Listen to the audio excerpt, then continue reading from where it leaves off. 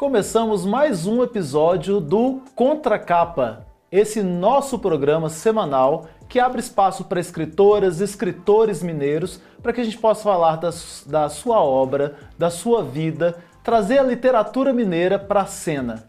E hoje a gente vai receber aqui no nosso estúdio, ou já está recebendo, um escritor que eu já li o livro dele. A proposta aqui é que eu não leia o livro, porque contracapa é quando você chega numa livraria, você lê aquelas informações têm que aguçar sua curiosidade. Só que esse livro eu já li. Então está com a gente aqui o autor Rafael Sete Câmara. Rafael, seja muito bem-vindo. Obrigado, um prazer. Muito obrigado pelo convite, é uma honra estar aqui. E aí você vai me direcionando na conversa, porque eu não quero atrapalhar o contexto, né, o conteúdo, porque como eu já li, eu não quero entrar em algumas coisas que não devem ser faladas. Pode deixar. Você pode cortar à vontade, tá? Mas, se você quer nos acompanhar, vá lá nas plataformas digitais do jornal Hoje em Dia e também na TV Promove, que é o canal 12 da Claro TV.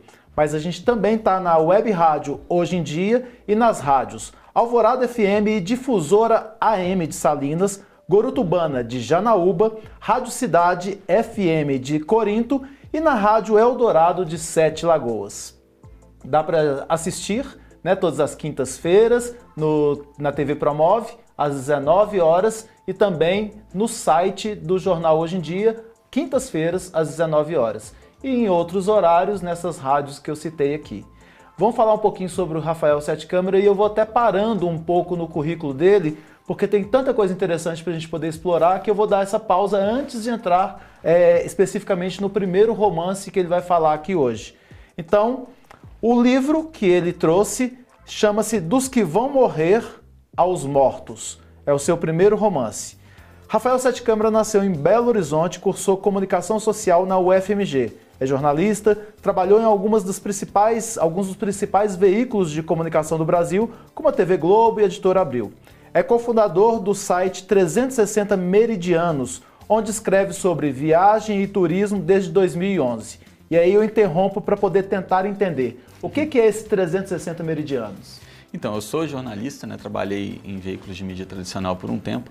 E aí, lá em 2011, justo num momento de luto, de dificuldade, eu pedi demissão do meu emprego, saí e fui morar na Índia, passei 6 meses morando na Índia e dei também uma volta ao mundo. Isso é uma época em que o dólar ele estava, acho que era 1,60, assim, uma outra época de Brasil, então foi possível fazer essa viagem. Eu fiz com 2 amigas, né, que viraram minhas sócias no 360, que acabou se tornando um blog de viagem para a gente contar as nossas histórias de viagem, narrar as nossas, né, aventuras ali. A gente passou por Índia, por Europa, por boa parte de vários países da Ásia, América do Sul. E aí o blog acabou virando, né?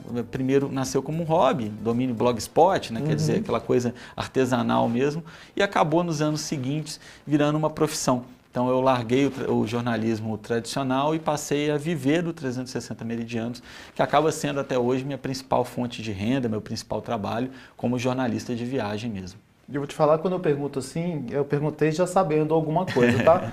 Já me ajudou bastante em algumas viagens que a gente faz, para poder legal. Saber, contextualizar para onde você está indo, o que tem, fala sobre cultura, sobre comida, né? Sobre o hábito das pessoas, então nos ajuda bastante também. Legal. Continue, que é muito bom. Pelo 360 organizou o projeto Origens BR, uma expedição por sítios arqueológicos brasileiros e que virou uma série de reportagens, vídeos do YouTube e também do Travel Box Brasil, canal de TV por assinatura. Dentro do projeto Grandes Viajantes, o que é esse projeto? Esse projeto nasceu, é um projeto do 360 Meridianos, já não existe mais, mas ele existiu por um tempo. Nasceu na pandemia, porque como que um blog de viagem, né, um site de viagem é viver na pandemia, né? Vai viajar. Acabou, né? A gente parou o trabalho, acabou a fonte de renda, acabou tudo. E a gente teve então que criar um projeto para tentar nos manter ali vivos, né? Sobreviver enquanto empresa até a pandemia passar. E aí foi o Grandes Viajantes, que era um projeto de literatura de viagem, né, de resgatar livros raros de literatura de viagem, livros esquecidos, que falassem de viagem e que estavam lá há muitos anos sem edição. Então a gente editou o livro do Machado de Assis, da Júlia Lopes de Almeida, do Mário de Andrade e deu versões aí digitais para eles e foi muito legal, assim, foi talvez um dos meus primeiros trabalhos com literatura, valeu super a pena e foram acho que 17 ou 18 livros editados. E aí você não parou por aí com a literatura não, né? Veio aí as coletâneas Micros Y e Micros BH. da editora Pangeia, e Crônicas da Quarentena, do Clube de Autores.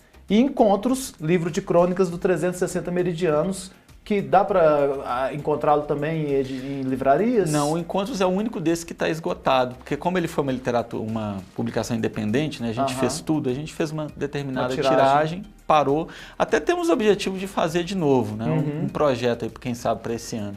Legal. E não parando por aqui, em 2023 publicou o primeiro romance, que é essa obra que eu falei, Dos que Vão Morrer aos Mortos, da editora Urutau.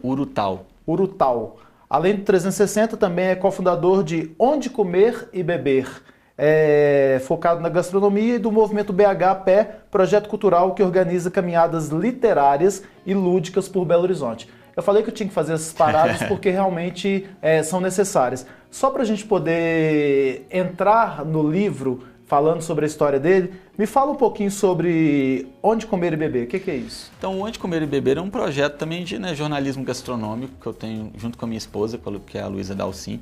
Então, é um Instagram, um site de viagem, né?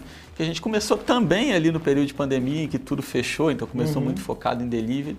E hoje a gente produz conteúdo principalmente, né, de dicas de restaurantes aqui de Belo Horizonte, né, de gastronomia de Belo Horizonte, e eventualmente quando a gente viaja de algum outro lugar também.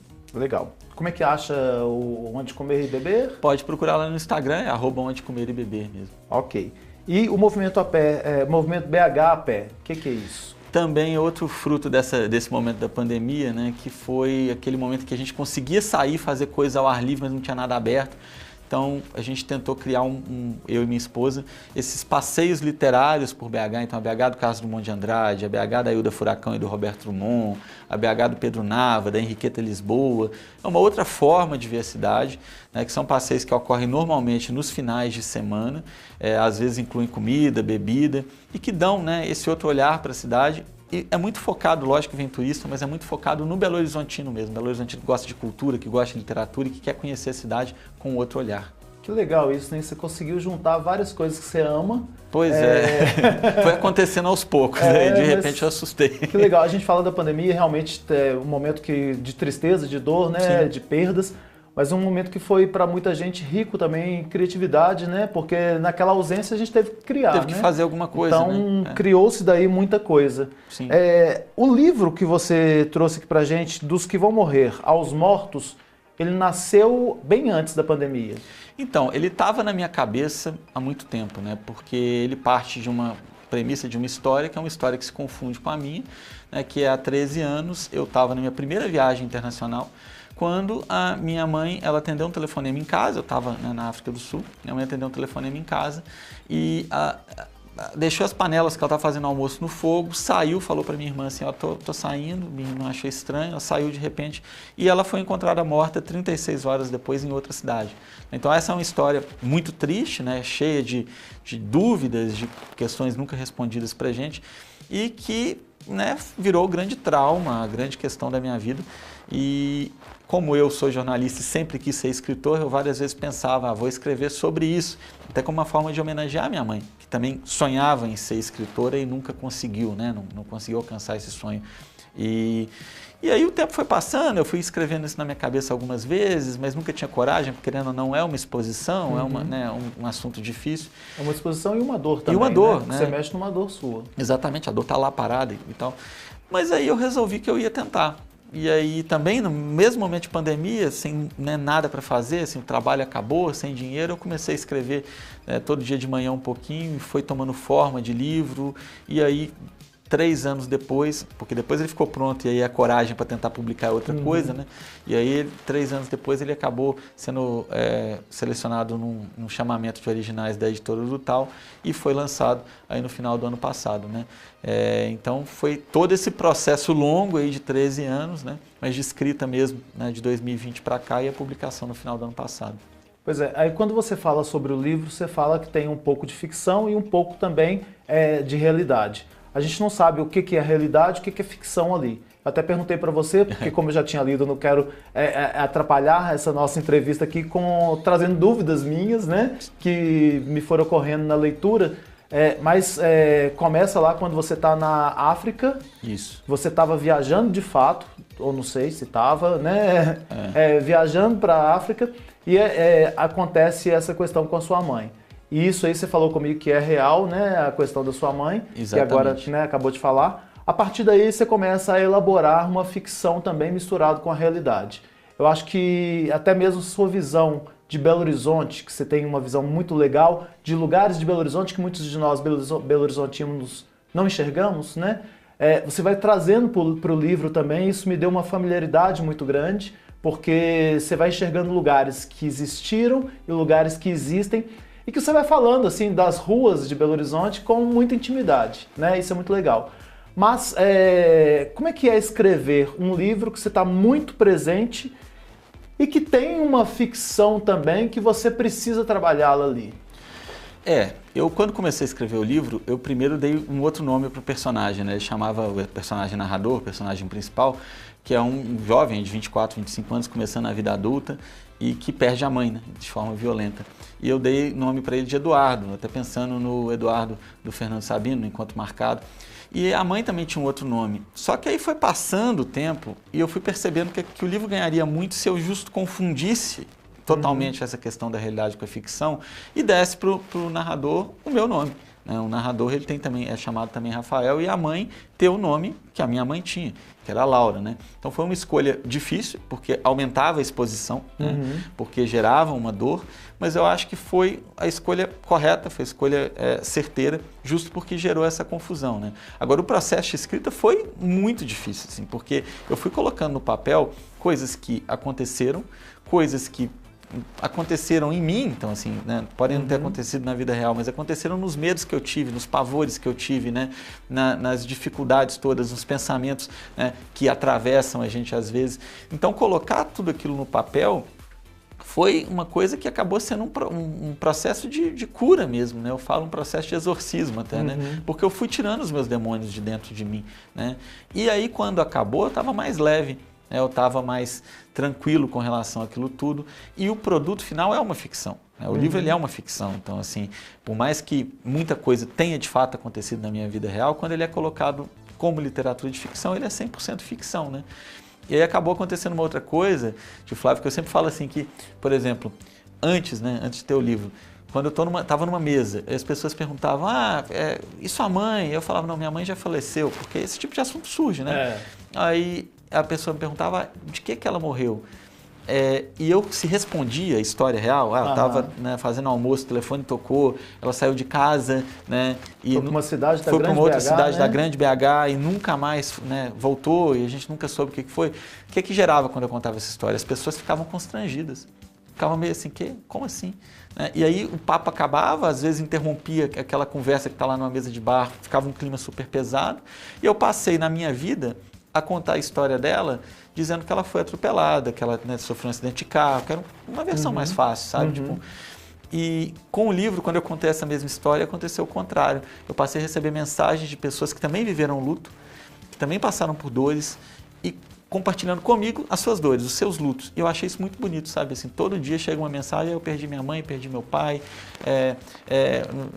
alguém que eu amo se suicidou, foi um acidente, e aí vai havendo essa troca, né?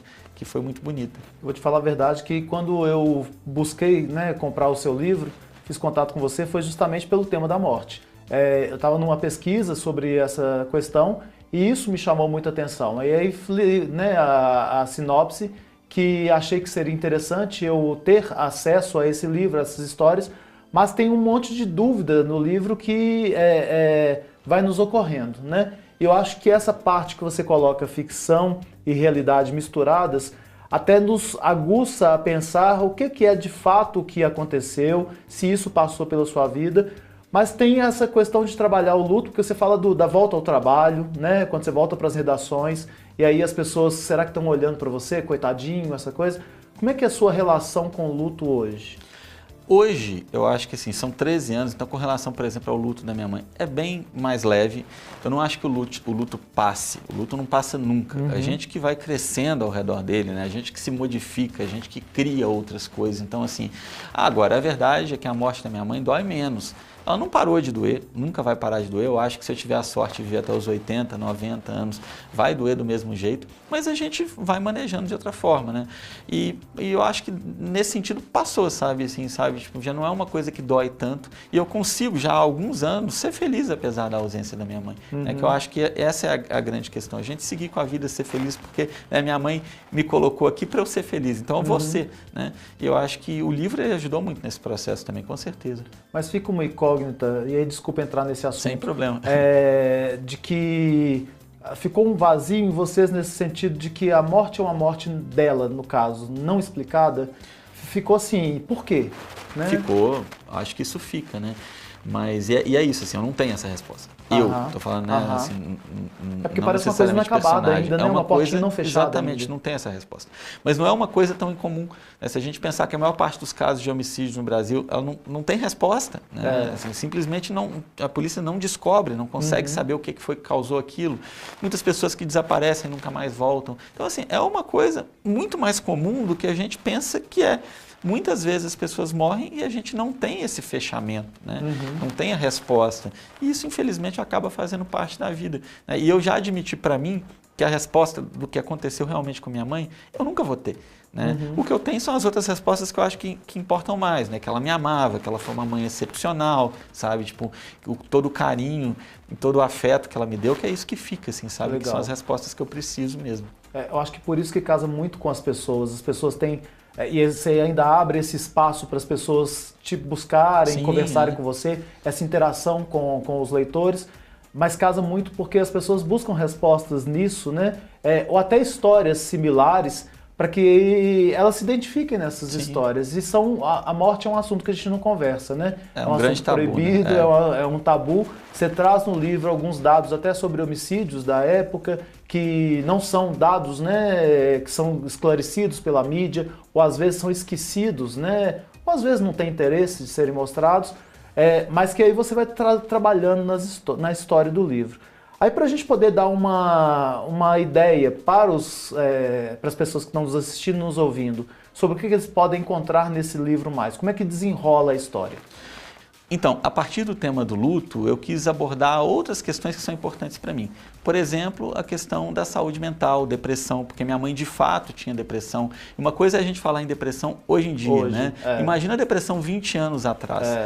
Era um grande tabu. Nossa, em que as pessoas eram tidas como loucas mesmo, exatamente, né? Que é uma frescura isso aí, é só tristeza. Isso, né? E não encarar como uma questão médica. Assim, se você está hipertenso, você vai tomar um remédio. Né? Se você é diabético, você vai ir ao médico tomar um remédio.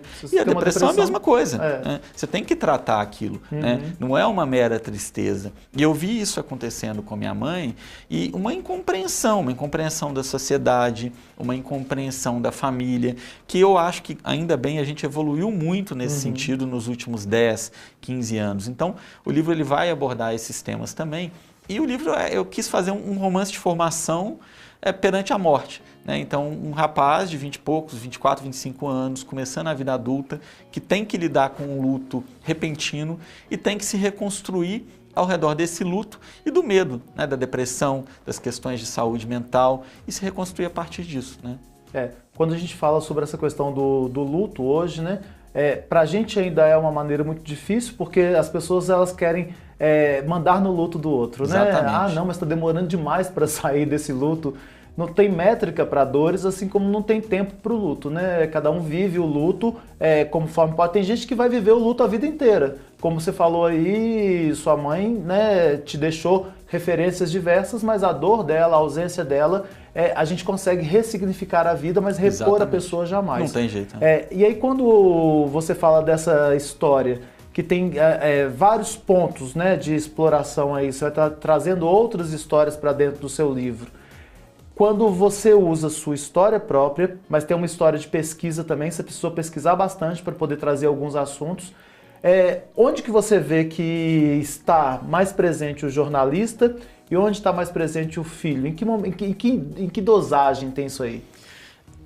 Eu acho que o jornalista ele acaba muito presente, porque o livro acaba se desenvolvendo como investigação policial, uma investigação jornalística, e não tem como tirar o jornalismo de um livro que fala de uma investigação jornalística, né? Não faz parte da minha vivência. Acaba que está presente nisso, nessa investigação que o personagem narrador, o Rafael, vai fazer, né? Agora, o filho ele está presente toda vez que a mãe está ausente, né? Toda vez que a mãe, a ausência pela morte, pela dor, o filho está ali presente, na dor, no sofrimento, na dificuldade de lidar com aquilo, né? O luto cada vez mais sufocante, né? E causando uma solidão cada vez maior, e esse narrador tentando se reerguer a partir disso. Então aí eu acho que o filho está muito presente mesmo, né? E eu tentei dar no livro algumas das respostas que eu não tive na minha vida real, né? Então assim, foi uma busca por respostas de alguma maneira, nem que seja na ficção, né? Agora, quando a gente falou das pessoas que já leram, seu livro já está, né, espalhado por aí por vários estados. Não sei se já chegou fora do país, deve ter chegado. Um ou outro exemplar chegou. Como é que é a interação com essas pessoas? Você tem a disponibilidade de responder, logicamente, mas são histórias que elas vão te contando também de vivências parecidas? Muitas vezes de vivências parecidas, né? Porque o que acontece? A Urutá, uma editora maravilhosa, fez um trabalho gráfico incrível, de revisão incrível, mas é uma editora pequena, com poucos braços. Então, o que acontece é que o autor, a autora, acaba tendo que vender, muitas vezes, seu próprio livro, além do site da editora, né? Então, não está em livraria, né? A pessoa acaba me contatando. Então, nisso que a pessoa me contata para comprar o livro, o que várias vezes acontece é que a pessoa tem esse contato direto, ela pede um livro com dedicatória e aí depois ela volta.